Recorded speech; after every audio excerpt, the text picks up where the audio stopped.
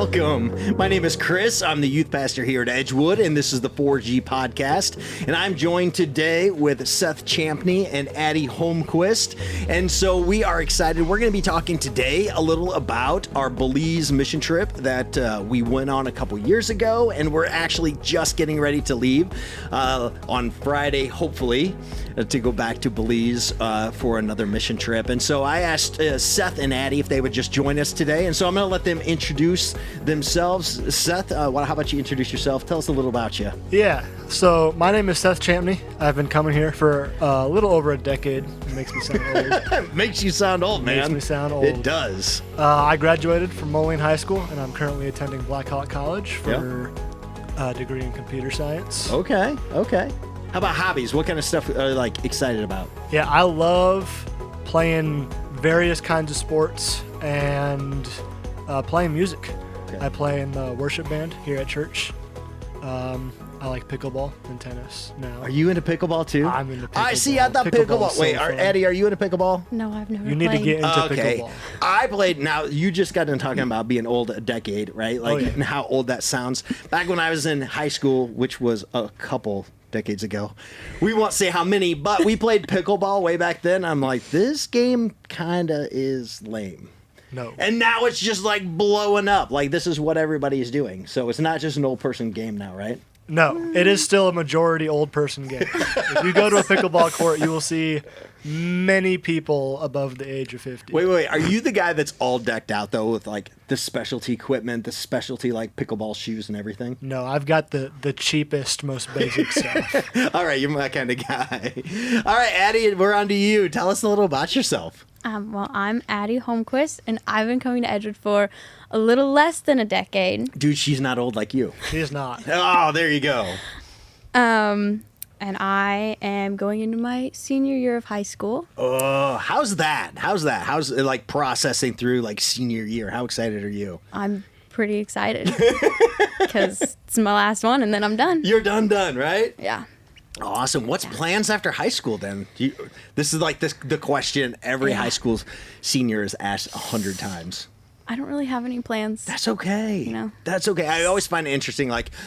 Here you are, 17 right now, right? Yeah. 17, and people expect you to know what you want to do for the rest of your life. And I'm I'm still trying to figure that out myself a little, right? Awesome. So what kind of hobbies, what kind of stuff are you into, Addy? Well, I play guitar, and I do archery. Archery? Yes. So we don't mess with you. No. Are you good? Yes, I'm very good. And she's confident. All right. Scary. Yeah. Wait, scary good? Or scary that she's that confident? Both. Well, we'll make sure that we don't get on the wrong side of the arrow then, right? Yeah. Perfect. So, you guys both went to Belize. It was 2 years ago now, right? Yeah. Yeah, that's awesome. It seems like time really has just snuck by. Was that your first time that you guys were out of the country? Yes. It was your first time? Yeah. What did you think about that? What the culture differences? What was one thing of stepping off the plane in Belize that was something that you're whoa, this is different? Well, the airport was different. Yeah. And it was kind of hot. It was. It was hot. When you think that the weather's warm here and humidity here, it's way different, right? What about you? First time out of the country. What was your experience? It was, my first time out of the country. Before that summer, I had been never out of the Midwest except for one trip to Florida. And going to Belize was just a huge, huge shock. Yeah. It was very humid. You could drink the air. Yeah, I remember one of the girls, she's like, it's so humid, my hair just turned curly. Oh. And so, but anyway, so my first time out of the country was clear back in, right, we talked decades ago now, and I'm going to sound old again, but was in 2010, and I went to Haiti. And that was my first time out of the country. It was right after the earthquake. How old were you guys in 2010? 3. 5. Oh, jeez. All right. In 2010, there's an earthquake that like almost leveled Haiti, and so I went down shortly after that. And Haiti's actually considered like a fourth world country. It's the poverty is so heavy there, and it just rocked my world. It took me like a year to like wrestle through the difference, and for me, it was like the first time stepping out of our country. I didn't realize what the rest of the world looked like. And so it was just crazy for me. And like I said, it took me quite a while to process through. So what was one thing, first of all, let's talk about this. What kind of stuff did we do last time we were down there in Belize? What was some of the work that we did? I'll let you start, Addie. Some of the work that we did? Yeah. Well, we did our VBS. Yeah. And then we also do like a couple little things around the church? We did a terrible job of painting the front fence. We did. I was not there. You weren't there for I that? was inside. Oh, I did that, and it was like, I actually apologized. So Pastor Nehru is the pastor of the church down there, and I actually apologized to him, and I'm like, yeah, we're gonna have to do this again next time we come down. So yeah, we did a VBS. What was your role within the VBS? I did the music, so I was standing up in the front doing the hand motions and rocked it out. Yes. Yes. And then you got to lead small groups as well? Yeah. Unlike the last day, I know we broke off in small groups. Do you remember what age students you had for that? I don't think I personally did a small group. Okay. But yeah. Awesome. We did. Okay. Awesome. How about you, Seth? What was some of the stuff that you remember that we did while we were down there? Well, we did the VBS, and that was great. Yeah. That was pretty great. I love the games for that. Okay. And it was just a blast. We did potato sack races. I do remember that. Those were so fun. Inevitably, all of the game days that we did ended up turning into a giant soccer match. They did. And I consider myself a pretty decent athlete, and those kids just wiped the floor with all of us. Yeah, I remember the potato sack races. Like, they didn't quite understand that it was supposed to hop, and they just got in the sacks and ran. Yeah. There was multiple potato sacks ruined. Holes with the feet. Yeah. You helped with the music too, though, didn't you? I did. I did the motions. Dude, that was hand motions. Interesting. You guys rocked out. I see, this podcast, and this is all radio, but if you're watching the video, do you guys remember the hand motions? What was the best song? What was the best song?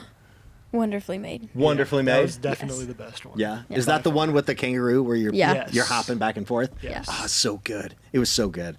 Awesome. Hey, do you have any stories of time with those students? Like, is there one student maybe that was down there, or one story from our time down there that you're like, this was something that just, like, this I'll keep with me?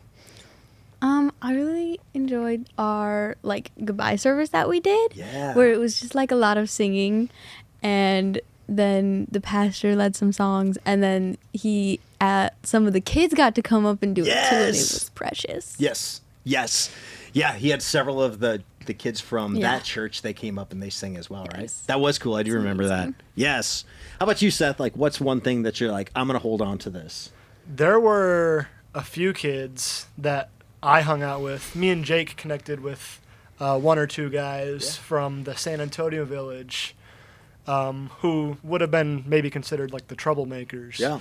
But they were cool, man. They just needed a guy role model, and they paid attention. They were participating in some of the small groups. Yeah. And yeah, it was just, they were fun guys down there, man. Yeah. Fun. Yeah, so it's interesting you bring up San Antonio. So where we're going is Corzall, right? That's the town where we're going to be in, and like a small village, just a neighboring village is San Antonio, right? Yep. And so this is a place that's got extreme poverty. Their parents of these students are just not heavily involved in their lives. We walked through and invited a bunch of the kids from this village in to the VBS. We even went and picked them up in the bus and brought them so they could take and come to the VBS. But it definitely was an area that was stricken by poverty. And that was one thing that I noticed, was how disengaged it seemed the parents were. Did you guys notice that as well? Yeah, you can look. I think Jake said this, Jake Fry. He said he went down, he met one of the dads there, and he just said, like, you could look into his eyes and just see that there was just distance there. Yeah. He wasn't fully there. He was inebriated, and it was that's tragic. Yeah. Yeah, right. And that's so, but we get to walk alongside with some of these kids, with some of these students. And even if it's for just a week, we get to walk through life with them. We get to love on them. We get to hopefully give them hope. But what I loved about, I've gone on several short-term mission trips previously. What I loved about this trip specifically was how intentional we were of connecting those kids back with the local church. Mm-hmm. Right. And so it wasn't that we just went down and painted a wall or horribly painted a fence. Right. It's not that we just went down and did like this work project, but I really felt like we invested in these kids. But what we really strived to do was to connect them back with Pastor Nehru and that local church, because the local church, that's what's going to still be there even when we leave. Yeah. Right. And so that was one thing I loved about that trip. And quite honestly, that's the main reason why I want to go back.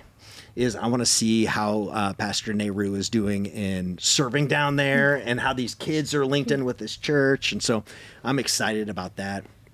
We talk about stories that we take away. And so for me, that was one of the first nights that we were there. This little girl, she was maybe 7, comes up to me and just sat next to me. And she's in this beautiful dress.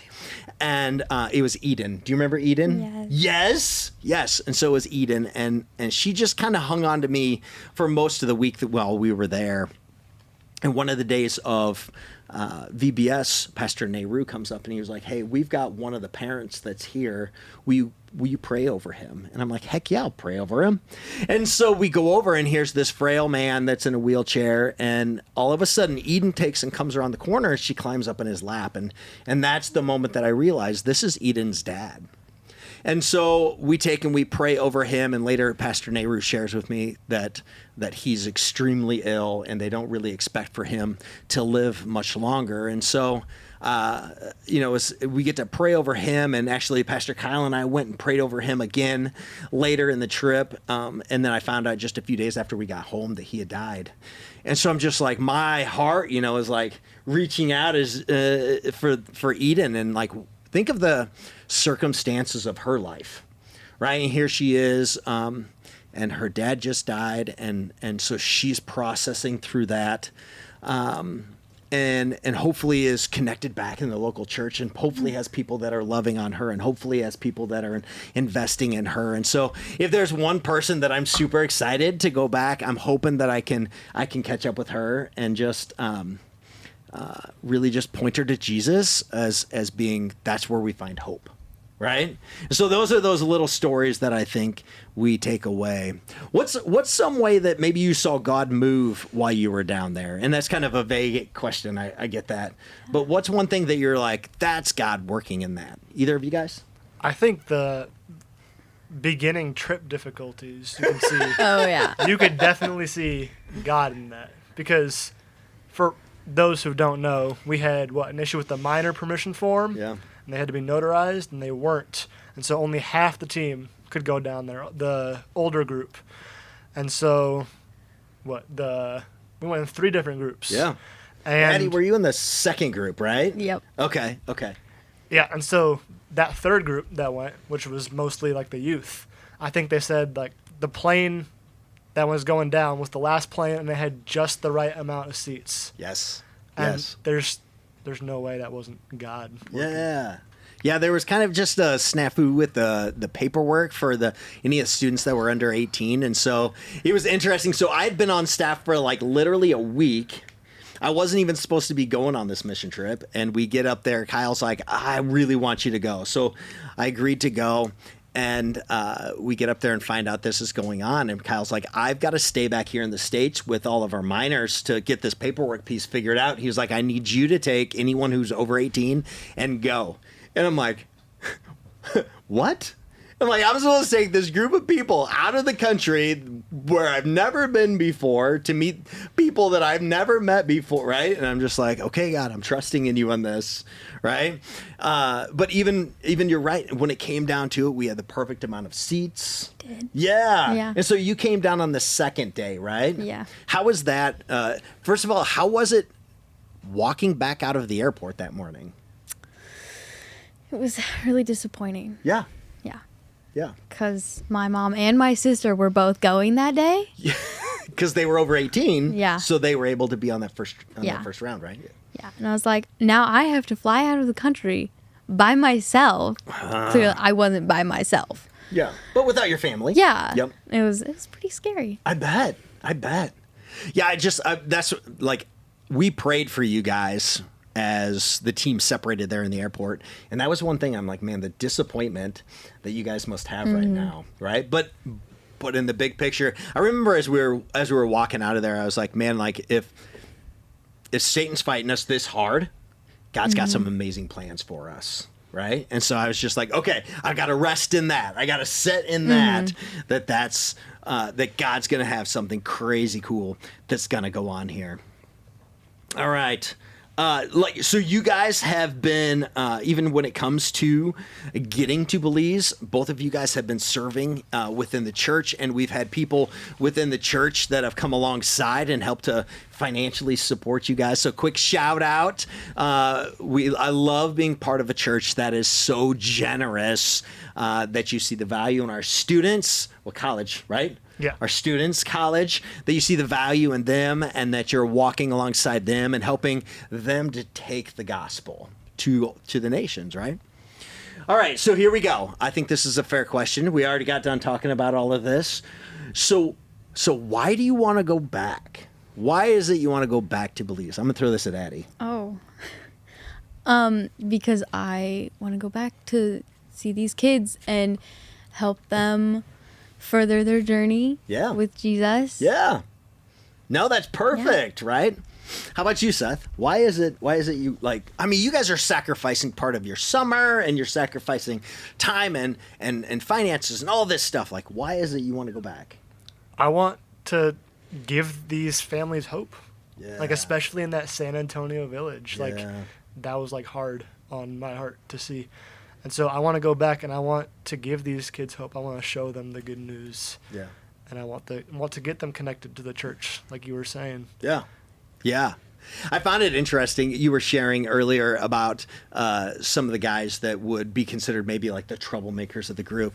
And I'm like, I was watching these students and I'm like, oh, like this is just like youth group. Like you can see the same personalities, right? There's the outgoing people that are just digging in and are learning the dance moves and the songs and are just like committed.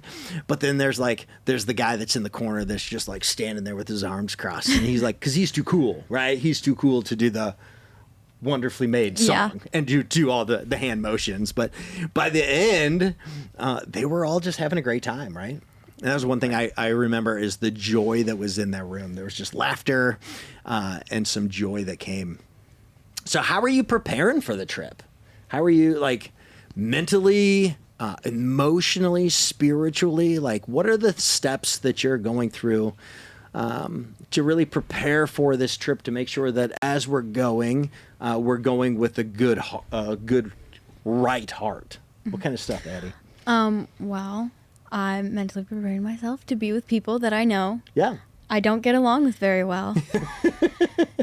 They kind of get on my nerves sometimes. Yeah. So just like, give me the patience, she's already taking the breath, self-control that I need to be with these people all week. Yeah. Yeah. I think that's interesting because I think that you could take your best friend and get put into a situation where there's so much uncertainty and there's so much, everything's new and like we don't know exactly what's going on specifically every day, but you get put into this position and now you're crammed around them 24/7. And like even my best friend I would get annoyed at by the end of the time. Not my best friend. No. I thought we were besties. Oh, she just left me hanging. No fist bumps. Wow. Seth? Yeah. All right, there we go. Seth will give me a fist bump. So, So I think that's great. How spiritually do you think you're preparing yourself? We're going to be going through a series in Acts as we're there in our devotions, really focusing on what the church looks like. But is there anything specific, like spiritually, that you're going through? I don't think so. I've read the first couple chapters of the Acts. Yeah. So, that's been pretty good. Yeah. Awesome. Yeah. How about you, Seth? How are you preparing for this trip? I think a big thing for me is hampering my expectations. because like when you go down the first time, you have no expectations. You have no idea what's going on. You can look at pictures, you can do research, but you don't know what it's like. Yeah. And so going again, I find myself being like, okay, it's going to be like this because it was like this last time.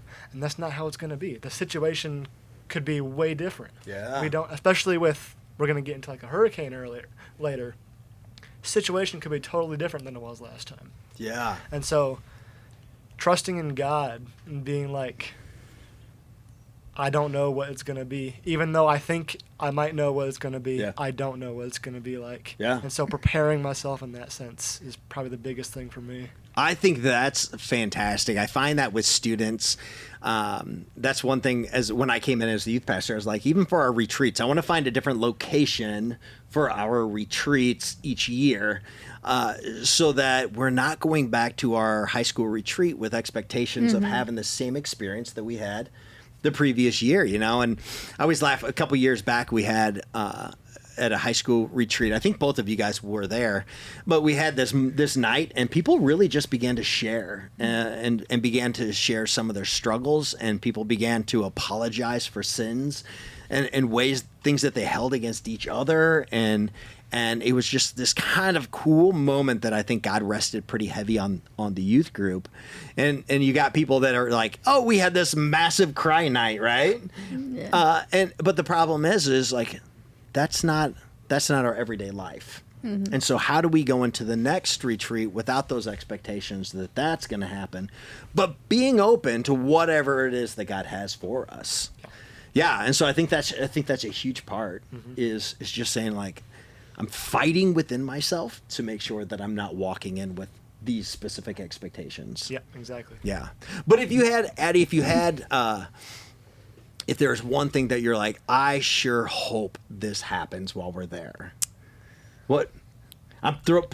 This isn't on the script, so I'm totally throwing this at her. If there's one thing, though, that you're like, man, like, if God moved and I could see God move like this, that would be cool.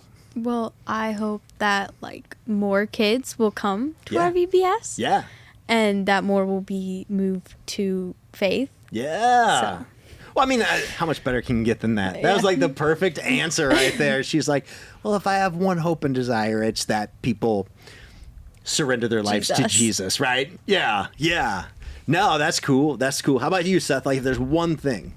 There's one thing I would want to connect with more people. I feel like last time I was really involved in like setup and cleaning up. I didn't really get to connect personally with very many people. Yeah. I didn't get anyone's contact information from when I was down there. Yeah. And so my hope for the trip would be able to connect with more people on a personal level. Yeah. And grow a relationship that way. Yeah. Yeah, I was hearing stories from specifically some of the ladies that had gone on the last trip, and they were like, oh, this is going on in such and such's lives, or it's this person's birthday. And I was like, I was kind of in the same situation you were, as I think I was on a position on the team where I was making sure that the team was in a good place and shepherding the team and, helping us to move forward on what our specific mission was. And so I think I didn't have quite as much time to invest in the relationships within those students. Was there any students that you got to really connect with, Addie? Or Not really. Yeah. Yeah. Is that something that you're hoping to do this time? Just maybe dig a little deeper? Yeah. I think that's one of those pieces we got to be really intentional about. Oh, yeah. So I don't know about you guys. I can get really focused on the task at hand and kind of forget about the mission that we really have. Definitely. Yeah. So now this is the point where you ask me what I'm excited about for the trip. Oh, Chris, what are you excited about for the trip? I'm so excited about finding more squidulets. Oh, yeah. Yes. So that is a very valid point. There are so many times. There's been so many times where I've Googled them to see how much you can import them from. Dude, yeah. I tried. You have to import them from overseas in order to get them. So squidulets, think of this. Think of like a gummy bear mixed with a circus peanut. It's like that texture. Kinda, yeah. Yeah, kind of like that texture. Did you like them? Oh, I love them. You loved loved them? them? So good. Okay, Addie loved them. They're so good. Okay. I need to stash up on some.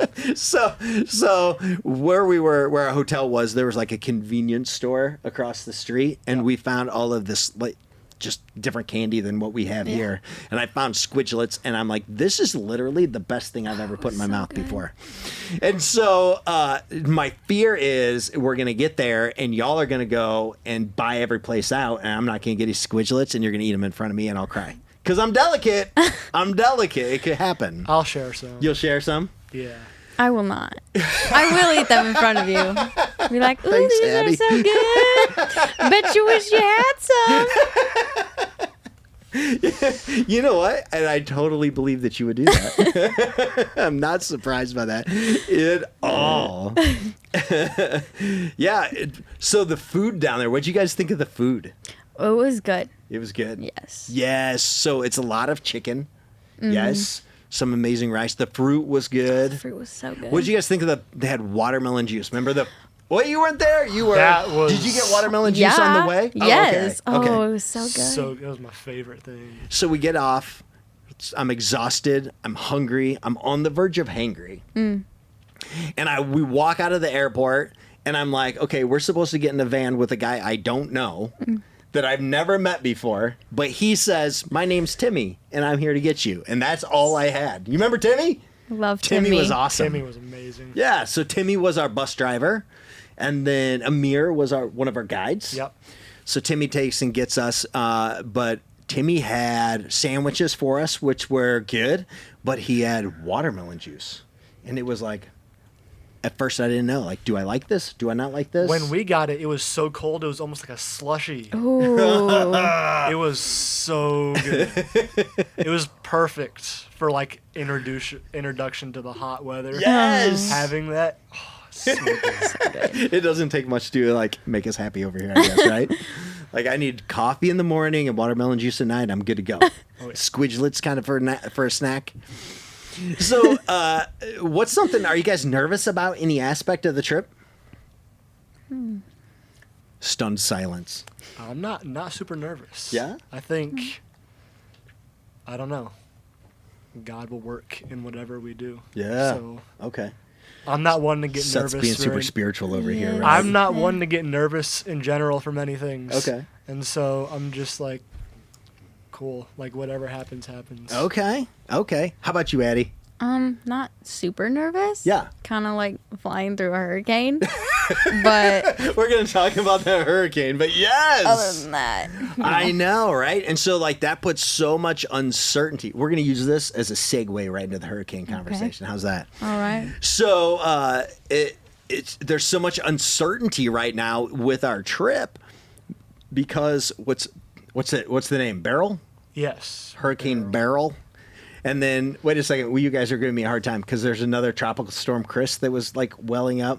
So my group chat, I take and I look at it the other day, and they're like, "There's tropical storm Chris that's like impending on as this storm," and they're like, "Chris, what is your problem?" So like, it's my fault, right? Blowing up my phone, and I look at it, and it's just about Chris turning into a tropical storm. It happens if I don't get enough food. I'll give you that. It's valid. Yeah, He's gonna manifest into a hurricane if he doesn't get his squidglets.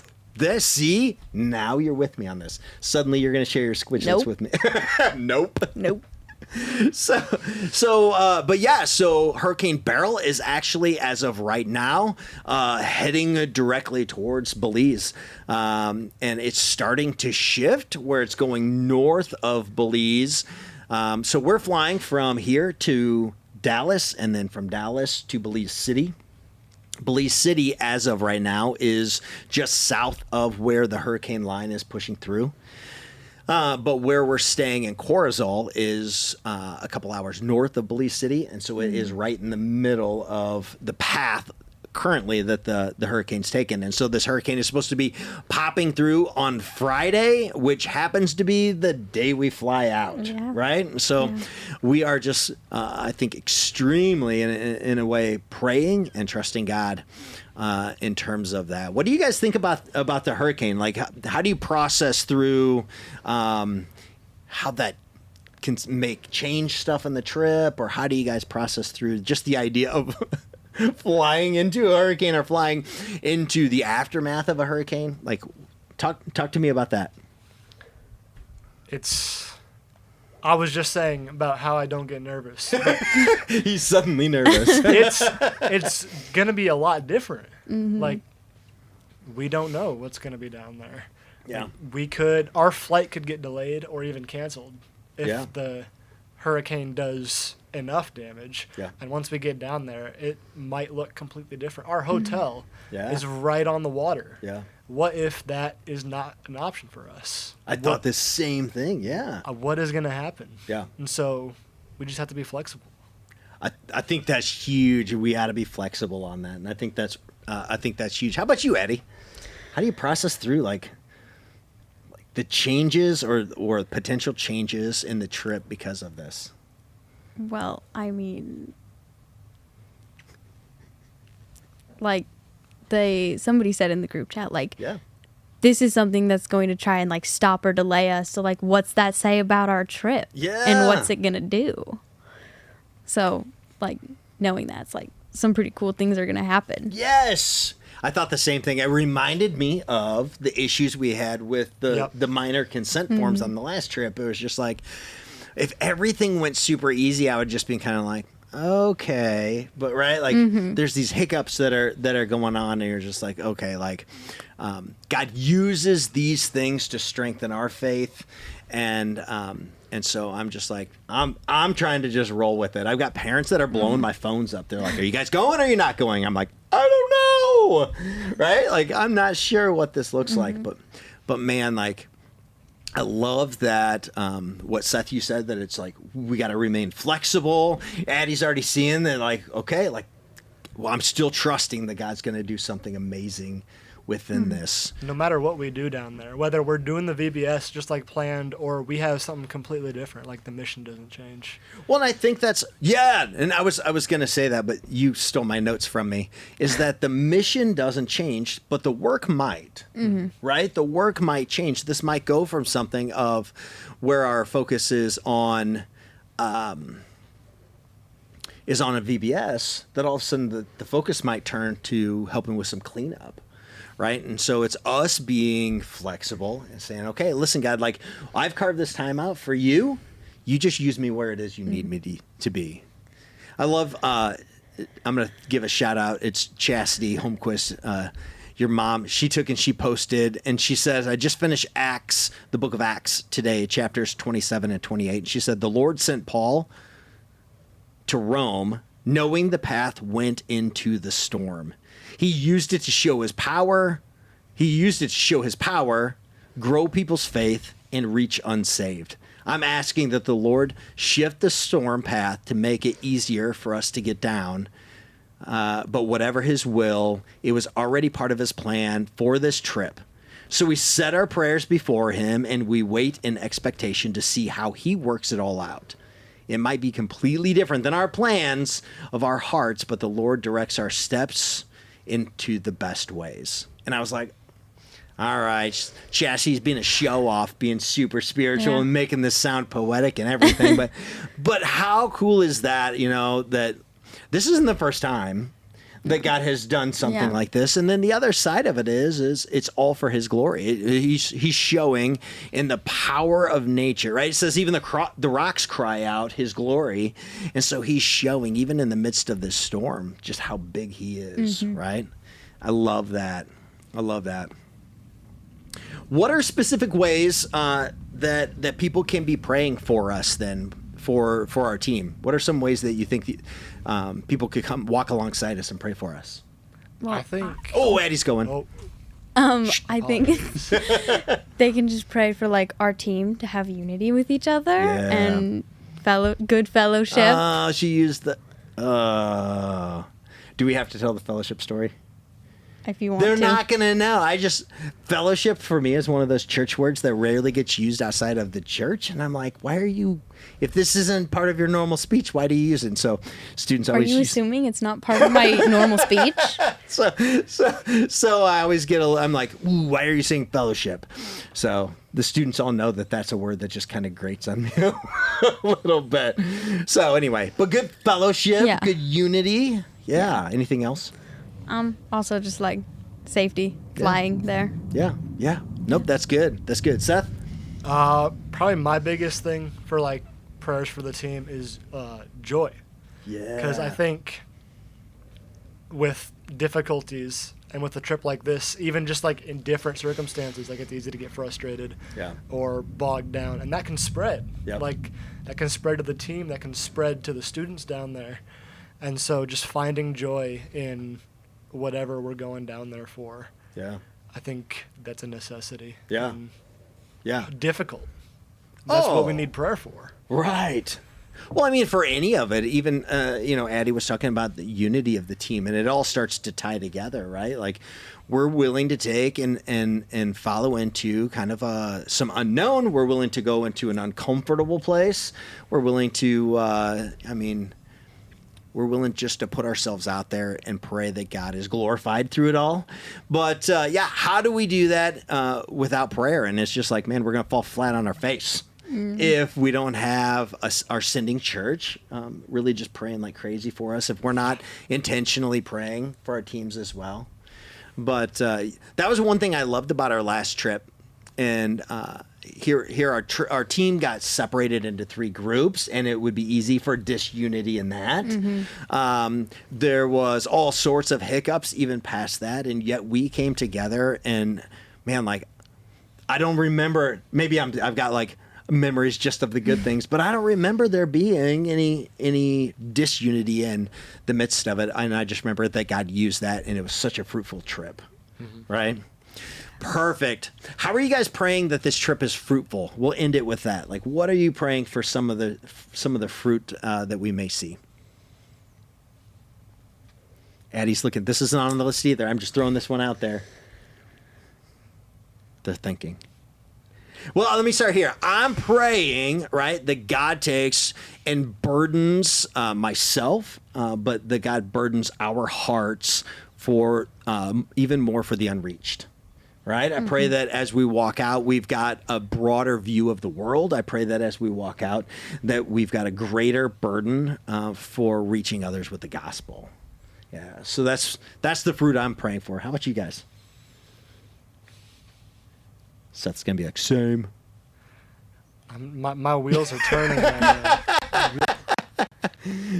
You got anything? Well, I think just like what I said earlier, like praying that he'll use this to like bring more kids to faith. Yes. Yep, that he'll bring more people, draw more people to himself, right? How cool would it be if that it's through this time that God grabs a hold of some of the students' hearts in such a way that revival breaks out down there? That'd be great. Like, how cool would that be, right? Like, that's my prayer, is that just God be glorified, and God, if you choose, spark revival from your name being glorified while we're down there. Yeah.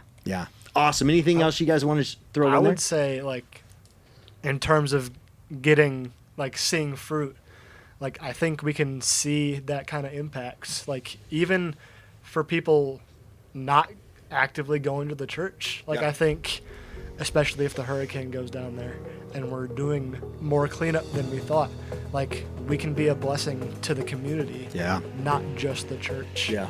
And I think we can have an impact, a broader impact, than maybe we are planning on right now. All right, so that's actually really good. Right? And so we're taking something, we're like, God, like, shift this, weaken this storm, whatever it is, and what you're going with is like, maybe part of God's plan is all of this, and it's intentionally to shift our mission, right? Well, our mission's the same, but to shift the work that we do down there, that we might actually have a broader impact. And so it's just like, man, okay, it's almost like God's sovereign. Right? It's almost like God's in control of it all. Crazy how it works. It's almost like it's written down somewhere for us to read. Well, listen, we thank you guys for joining us for the 4G podcast. Thank Seth and Addie for joining us today. So, church, we just pray that you continue to pray for our team as we go down. We threw out a dozen things that you can pray for us for, but ultimately we just pray that God's glorified, that God's seen as big, God's seen as in control, He's seen as good and just, but God is seen as worthy of the praise that we give Him. And so we just thank you for joining us for this 4G podcast. Have a great day.